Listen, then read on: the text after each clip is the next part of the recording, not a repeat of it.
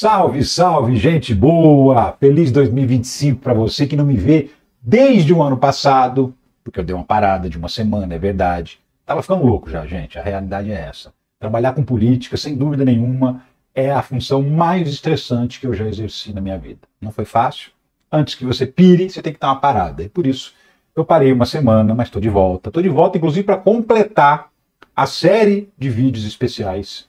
Hoje termina sobre a tentativa de golpe de Estado. Hoje você vai saber qual foi a participação direta do próprio Bolsonaro, o grande chefe, o CEO da organização criminosa que tentou dar um golpe de Estado no Brasil. Vem comigo que eu vou te contar os detalhes da participação do Bolsonaro para você entender como a polícia tem inúmeras provas contra ele e como certamente ele não vai escapar da cadeia. Não vai. Não vai porque a investigação realmente pegou assim tudo que o Bolsonaro e a turma dele aprontaram nessa tentativa de dar um golpe de Estado. Então vamos lá que eu vou te explicar tudo direitinho. Eu sou Ricardo Mello, explicador-geral da República. Estou aqui para traduzir o politiquês para o português, aquele que todo mundo entende. E já te peço para sentar o dedo no like, para se inscrever no canal, ativar o sininho. Te convido a entrar no nosso grupo de WhatsApp, o link está aqui na descrição. E quem está lá recebe o conteúdo primeiro. E também te peço, como sempre, se puder e se quiser, para participar do financiamento coletivo, porque é ele que mantém esse trabalho no ar todos os dias para você. Eu não sou CLT, eu não trabalho para nenhuma empresa, eu não tenho patrão. Esse trabalho é uma relação direta entre mim e você. Você pode contribuir sendo membro do canal. Aqui embaixo também tem um botão que é o Seja Membro. E aqui tem essa chave Pix. A maioria, inclusive, contribui aqui, tá? Se puder e se quiser. E se não puder, deixa um like, um comentário, deixa a sua inscrição, que também é uma forma de remunerar esse trabalho. Mas vamos nessa que eu te explico. Vamos lá direto para o relatório da Polícia Federal, que fala especificamente o que em relação a Jair Bolsonaro. Isso aqui é quase na conclusão, página 848 do relatório, e diz o seguinte: o então presidente da República, Jair Bolsonaro, efetivamente planejou, dirigiu e executou de forma coordenada com os demais integrantes do grupo, desde pelo menos o ano de 2019, atos concretos que objetivaram a abolição do Estado Democrático de Direito, com a sua permanência no cargo de presidente da República Federativa do Brasil, fato que não se consumou por circunstâncias alheias à sua vontade, ou seja, não deu certo, mas ele tentou, dentre as quais destaca-se a resistência dos comandantes da Aeronáutica, Tenente Brigadeiro Batista Júnior, e do Exército General Freire Gomes, e da maioria do alto comando, que permaneceram fiéis à defesa do Estado Democrático de Direito, não dando suporte armado para que o então presidente da República consumasse o golpe de Estado. É isso que a Polícia Federal diz em relação a Jair Bolsonaro, que ele liderou, que ele participou de tudo, que ele comandou os demais golpistas que estavam trabalhando junto com ele, e que ele só não deu golpe porque ele não conseguiu convencer o comandante do Exército e o comandante da Aeronáutica. Porque o comandante da Marinha já tinha entrado na história do golpe, já tinha um tempo, já tinha topado. Mas faltou as maiorias das Forças Armadas. O Exército, que é a maior força disparada, e a Aeronáutica, que é a segunda maior força. Essas duas não entraram no golpe, então ele ficou sem soldado. A real é essa. Faltou cabo e soldado, para lembrar lá aquela fala do Eduardo Bolsonaro, faltou cabo e faltou soldado na tentativa de dar golpe de Estado. Se tivesse, ela teria acontecido. Mas qual foi o papel do Bolsonaro? Cada um teve um papel, você viu, né? O Bolsonaro ele tentou se manter o mais distante possível para não deixar lá o carimbo dele, a assinatura dele nas ações golpistas. Então, assim, a Polícia Federal não encontrou uma mensagem direta do Bolsonaro, vamos dar o golpe, vamos fazer isso, vamos fazer aquilo. Não tem mensagens, não tem áudios do próprio Bolsonaro, porque ele se mantinha distante das ordens golpistas, ele usava intermediários para dar essas ordens, justamente para não ser pego liderando essa quadrilha de golpistas. E como é que ele fazia, então, chegar aos recados dele? Usando o ajudante de ordens, o Mauro Cid. E foi justamente o Mauro Cid que contou praticamente tudo, e aí isso ajudou a polícia a desvendar o golpe. Mas é claro que a polícia não está se baseando, essa fala do relatório que eu acabei de te mostrar, ela não se baseia nos relatos do Mauro Cid, ela se baseia num conjunto de provas que foram levantadas a partir de relatos de várias pessoas. Então, assim, ao mesmo tempo em que o Bolsonaro não punha o dedo em nada diretamente, ele usava intermediários, esses intermediários todos falaram, contaram para a Polícia Federal como é que foi esse contato com o Jair Bolsonaro. E teve gente que não contou para a Polícia Federal, mas também teve contato direto com o Bolsonaro, e a polícia pegou, em trocas de mensagens, essas pessoas falando, estive com o Bolsonaro e ele deu ok para o golpe.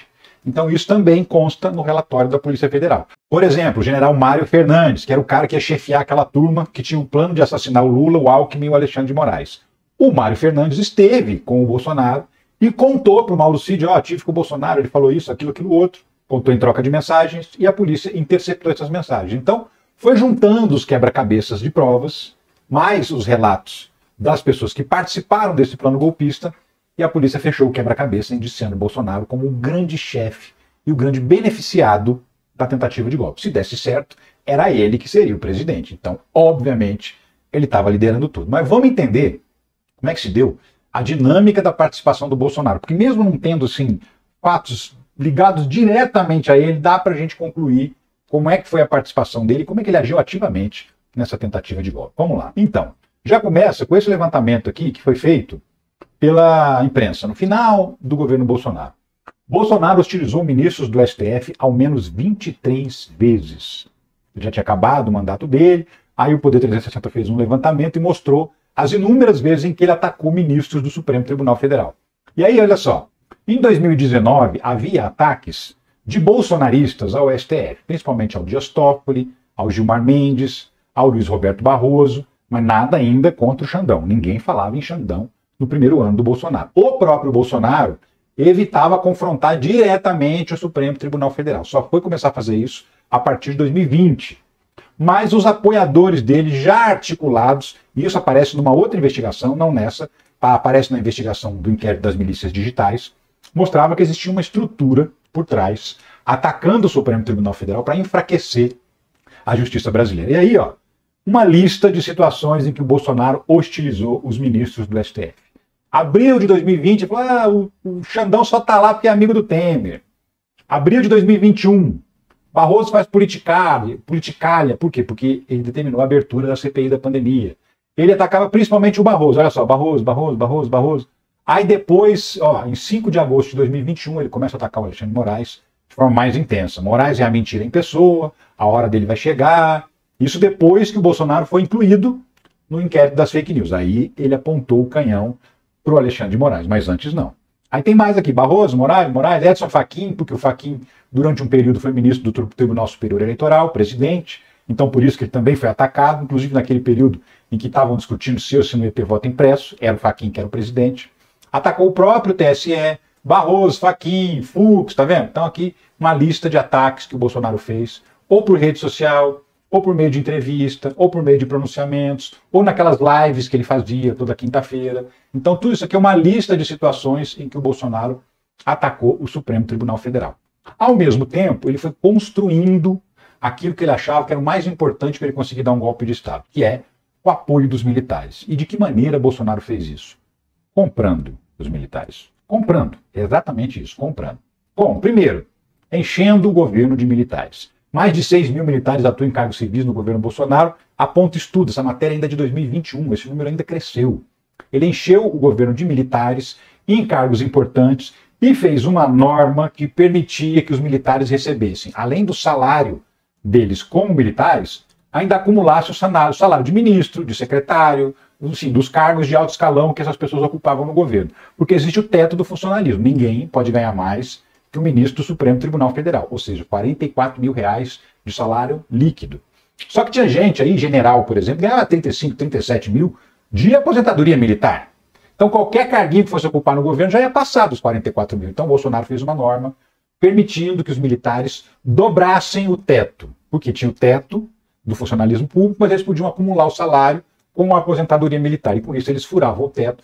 Tinha gente que ganhava 100 mil por mês, tinha gente que ganhava absurdos, centenas de milhares de reais por mês. Teve uma situação, inclusive, que o Braga Neto chegou a ganhar quase R$1 milhão em um mês em benefícios militares. Tudo isso com a anuência do Bolsonaro. Além disso, Bolsonaro pagou bem aos militares, cargos, salários acima do teto, benefícios na Previdência. Esse blog do Vicente aqui é do Correio Brasiliense, essa matéria também é de 2021, e já mostrava como o Bolsonaro estava agindo para corromper os militares. Desde que Bolsonaro tomou posse, ainda é a mesma matéria, os militares são o grupo mais privilegiado do país. Tiveram aumentos espetaculares de salários, enquanto a maioria da população via a renda cair. Os reajustes continuaram, inclusive durante a pandemia da Covid-19. Ficaram de fora da reforma da Previdência, na verdade ganharam benefícios ainda maiores para quando forem para a reserva, enquanto o grosso dos trabalhadores perdeu direitos e teve o sonho da aposentadoria adiado por anos. Então assim, na reforma da Previdência que o Bolsonaro fez, ele aumentou lá o tempo de contribuição, para a pessoa se aposentar, aumentou a idade mínima. E o que aconteceu com os militares? Praticamente nada. Inclusive, teve uma mudança para melhor. Foram os únicos que saíram ganhando na reforma da Previdência. Primeiro, ele tem uma Previdência separada, e aí o Bolsonaro conseguiu incluir lá uma cláusula que quando o militar se aposenta, ele vai para a reserva, ele recebe um benefício de 4 salários, de uma vez só. O Bolsonaro dobrou isso para 8 salários. Então tinha militar que recebia 300, 400 mil reais só no momento da aposentadoria. Né? Então teve reajustes salariais assim, de forma absurda. Servidores tiveram 0% de reajuste contra 76% dos militares. Durante o governo Bolsonaro, os servidores públicos federais não receberam reajuste em todos os anos, e quando receberam, recebiam ali a inflação, e até menos que a inflação. Então, assim, aumento real de salário foi 0 durante o governo Bolsonaro. Já os militares tiveram aumentos acima da inflação, mais esses benefícios aí de quando se aposentam, penduricalhos que foram inventados, que aumentaram o salário médio dos militares em 76%. Então, os militares iam na do Bolsonaro, era isso que ele acreditava. Estou dando dinheiro para os caras, estou dando funções para os caras dentro do governo, estou aumentando o salário deles, eles vão estar comigo no momento em que eu tiver que dar o golpe. E além disso, eu também preciso de gente civil lutando do meu lado. Então, o Bolsonaro adotou aquela prática de ir liberando armas, principalmente para os CACs, os caçadores, atiradores e colecionadores. O governo Bolsonaro liberou em média 619 novas armas por dia para CACs. 47% dos registros foram em 2022, ou seja, quase metade das armas que o Bolsonaro liberou foram liberadas no último ano do mandato dele. Então, aquele plano que eu mostrei lá no primeiro vídeo, em que ele dizia que o Brasil só ia ser salvo com uma guerra civil, aquele era o plano que estava sendo colocado em prática pelo Bolsonaro, dando arma na mão de civis bolsonaristas, pagando altos salários e premiações para militares, para as pessoas armadas desse país estarem do lado dele no momento em que ele anunciasse que ele pretendia dar um golpe de Estado. E aí, no meio do caminho, ele foi criando fatos para poder transformar a sua crença de que a gente tem eleições sérias em uma dúvida completa e absoluta. Em 2021, por exemplo, Bolsonaro soltou essa: eu fui eleito no primeiro turno, eu tenho provas materiais disso. Ele estava viajando para os Estados Unidos, aí ele deu uma entrevista lá e falou que na eleição de 2018, que ele ganhou do Fernando Haddad, que ele não tinha ganhado no segundo turno, não, que ele ganhou no primeiro turno, mas aí fraudaram o primeiro turno. Aí, assim, não tinha muita explicação do porquê que não fraudaram o segundo também, né? Quem é que frauda só um turno da eleição para perder depois? Pois é, mas o que ele dizia? Não, é porque eu ganhei com diferença tão grande que eles nem conseguiram fraudar. Tinha hora que diziam que acabou o dinheiro da fraude, só deu para pagar o primeiro turno, deu para pagar o segundo e tal. Então ele dizia isso, dizia que ia apresentar numa live as provas que ele dizia que tinha. Passou um tempão, ele até fez a bendita live, e o que ele apresentou? Absolutamente nada. Continuava repetindo a mesma ladainha de sempre, aquelas que ele já tinha dito várias vezes e que já tinham sido desmentidas. Ele veio com esse mesmo papo de novo. E aí, ao longo do período, ele teve alguns encontros inusitados, assim. Você se lembra dessa história? A Carla Zambelli levou o hacker de Araraquara, o Walter Delgato Neto, para se encontrar com o Bolsonaro. E aí, olha só o que ele contou quando esteve na CPI do golpe. O marqueteiro de Bolsonaro queria código-fonte falso, afirma Delgatti.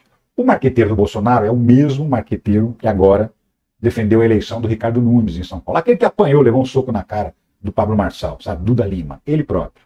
Então, segundo Walter Delgatti, o próprio marqueteiro do Bolsonaro pediu para ele, Walter Delgatti, criar um código-fonte falso, pegar uma urna eletrônica, trocar o software, o programa, pelo software errado, e aí nesse programa você digitava 17, que na época o Bolsonaro era 17, você digitava 17 e o programa mudava para 13. Aí qual que era o plano? A gente filma a pessoa votando e a urna mudando o voto para o Lula e a gente apresenta esse vídeo como uma prova de que as urnas são fraudadas. Então, assim, eles iam simular uma urna manipulada. A urna é um computador, você sabe, né? Ele é um computador, só que tem aquele formato lá.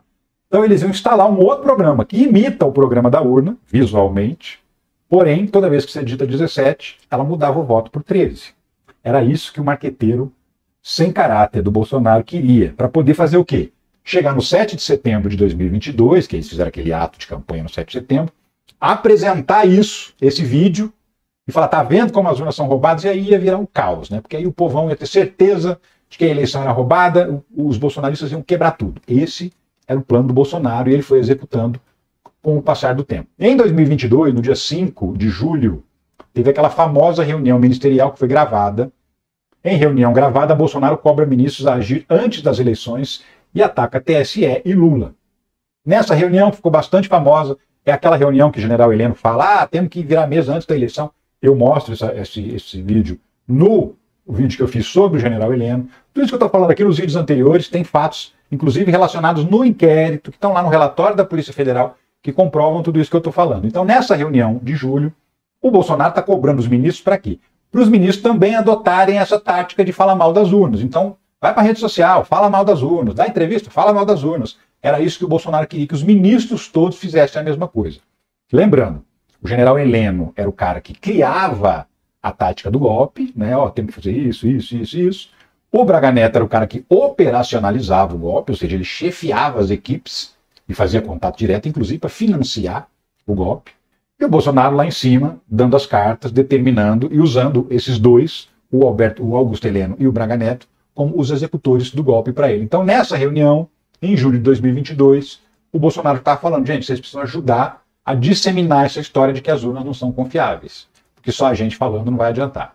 Naquela reunião em que eles falaram claramente que o objetivo era dar um golpe.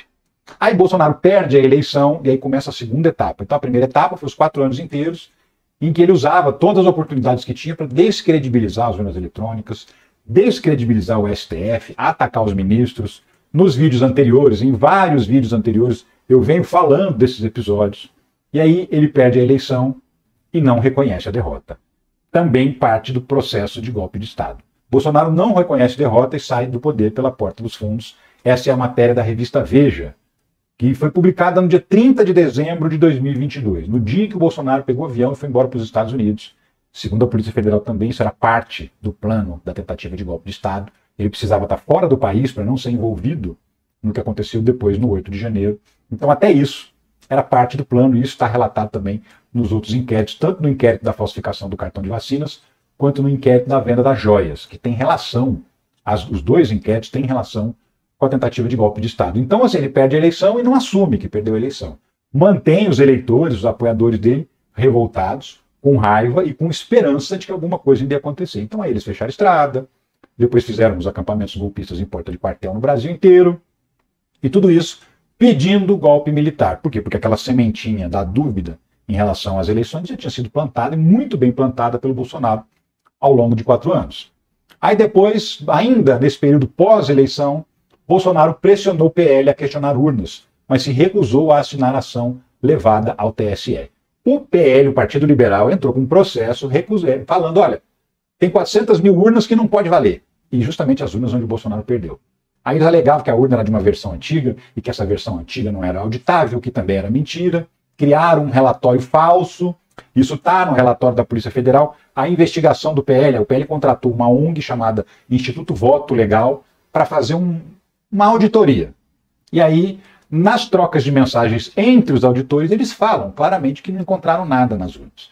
Mas mesmo assim, eles escreveram um relatório que tinha sido encomendado pelo PL, dizendo que tinha problema nas urnas. E isso foi por causa da pressão do Bolsonaro em cima do Valdemar da Costa Neto. Só que na hora de fazer a petição, de assinar o documento, o Bolsonaro não quis assinar, não. De novo, não quis colocar a digital dele no golpe para não ser implicado. Mas não adiantou, porque todas as outras provas colocam ele na cena do crime. Plano do punhal verde e amarelo, que é o plano para assassinar o Lula, o Alckmin e o Alexandre de Moraes, foi impresso no Palácio do Planalto, diz Polícia Federal. Mais do que isso, o general Mário Fernandes imprimiu o plano de assassinato, de triplo assassinato, no Palácio da Alvorada, pegou o papel, colocou debaixo do braço e foi direto para o Palácio da Alvorada. O que é o Palácio da Alvorada? A casa que o Bolsonaro morava até o dia 30 de dezembro, quando ele foi embora do país, enquanto presidente. Então ele imprimiu no local de trabalho do Bolsonaro e levou o plano de assassinato para a casa do Bolsonaro. Para quem que você acha que o Mário Fernandes foi mostrar esse documento? Para o porteiro? Para a Carpa? Para a Zema do Alvorada? Claro que não, né? Foi mostrar para o Bolsonaro. Então, também é uma prova. E quais são as provas de que essa reunião aconteceu? Tem o registro da impressão do documento na impressora do Palácio do Planalto. Tem o registro da saída do Mário Fernandes do Palácio do Planalto. E tem o registro dele entrando no Palácio da Alvorada menos de 40 minutos depois. E depois tem um registro que é uma mensagem que ele manda para o Mauro Cid dizendo que tinha acabado de conversar com o Bolsonaro. Então também é uma prova de que a reunião aconteceu, que ele conversou com o Bolsonaro e nessa mensagem ele diz que o chefe tinha autorizado a dar sequência do plano golpista. Ele não usa essas palavras, mas ele diz: o que a gente quiser fazer, ele disse que a gente pode fazer até o dia 31 de dezembro, ou seja, Bolsonaro estava ali dando o aval para os militares assassinarem Lula, o Alckmin e o Alexandre de Moraes. Após os comandantes se recusarem, Bolsonaro se reuniu com o general do Exército em busca de apoio para o golpe, diz Polícia Federal. O Bolsonaro fez pessoalmente a primeira reunião com os comandantes militares, propondo para eles o golpe de Estado, apresentando lá a tal da minuta do golpe. Quem contou isso foram os próprios comandantes em depoimento à Polícia Federal. O Batista Júnior da Aeronáutica e o Freire Gomes do Exército falaram para a Polícia Federal: sim, fomos chamados, ele veio e apresentou o documento do golpe, e a gente recusou. Inclusive o Freire Gomes disse para ele: ó, se você for assim, insistir nisso, eu vou ter que te prender. Eles contaram isso em depoimento à Polícia Federal. O Mauro Cid também confirmou que houve essa reunião, que houve a discussão, e fora eles terem falado, existem trocas de mensagens entre eles, entre o Mauro Cid e o general Freire Gomes, entre o Mauro Cid e outros militares, mencionando essa reunião, essa tentativa do Bolsonaro de convencer os comandantes militares a embarcar na tese golpista dele. E não conseguiu. Então também há provas, até a geolocalização do celular do Freire Gomes nesse dia, no mesmo local em que estava o Bolsonaro reunido. Então tem prova material, prova pericial de que eles estiveram juntos. E aí eles se recusam. O Bolsonaro procura um outro general, que era o Estevam Teófilo, que era comandante do Batalhão de Operações Terrestres, que era também um general que era golpista como o Bolsonaro, e propôs a ele o quê? Bom, já que o chefão, o comandante do Exército, não quer entrar, eu vou tentar pegar alguém de baixo, que tem algumas tropas, que pode ajudar no golpe, a gente vai dar o golpe em cima do Exército, em cima de tudo. E aí ele procurou o Teófilo, e o Teófilo disse para ele: se você assinar o decreto, eu boto os meus homens, se você não assinar, não tem jeito. Ou seja, tinha que assinar a minuta golpista, e o Bolsonaro estava com medo justamente de ser preso. Mas o próprio Mauro Cid também contou que o Estevam Teófilo estava disposto a participar do golpe, desde que o Bolsonaro assinasse a minuta do golpista. Então ele se reuniu com os comandantes militares, ele se reuniu com o Mário Fernandes, que era o cara que ia assassinar Lula, Alckmin e Alexandre de Moraes, e ele, não conseguindo convencer os militares, se reuniu com o Estevam Teófilo, que é um outro general rebelde, vamos dizer assim, que estava disposto a participar do golpe se o Bolsonaro assinasse o decreto golpista. E aí, no dia 9 de dezembro, depois de 40 dias em que ele não se manifestava, depois de ter perdido a eleição, o Bolsonaro sai lá no cercadinho, lá em frente ao lago do Palácio da Alvorada, para conversar com os apoiadores dele. E aí, assim, 40 dias depois do que seria o normal, ele chega lá e diz: gente, perdemos, vamos disputar a próxima eleição, não vamos animar não, vamos para cima e tal. Mas não. Ele foi lá e, mais uma vez, deixou no ar a ideia de que alguma coisa estava para acontecer e, inclusive, incentivou as pessoas a permanecer acampadas e a, principalmente, permanecer pressionando as Forças Armadas para elas darem um golpe de Estado. Esse vídeo aqui é do dia 9 de dezembro de 2022. Vamos ver rapidinho. Pede a intervenção das Forças Armadas. Depois de ouvir um grupo de indígenas, o presidente falou por 20 minutos. Eu falei que vim aqui para ouvi-lo. Estou aqui é porque, primeiro, acredito em Deus. Em segundo lugar, que devo lealdade ao povo brasileiro. A missão de cada um de nós aqui não é criticar, é unir. O presidente fez questão de lembrar que é o comandante das Forças Armadas. Tenho certeza, entre as minhas funções garantidas na Constituição, é ser o chefe supremo das Forças Armadas. As Forças Armadas são essenciais em qualquer país do mundo. Sempre disse, ao longo desses 4 anos, que as Forças Armadas são o último obstáculo para o socialismo. Bolsonaro disse que se responsabiliza pelos seus erros, sem especificar quais. As decisões, quando são exclusivamente nossas, são menos difíceis e menos dolorosas.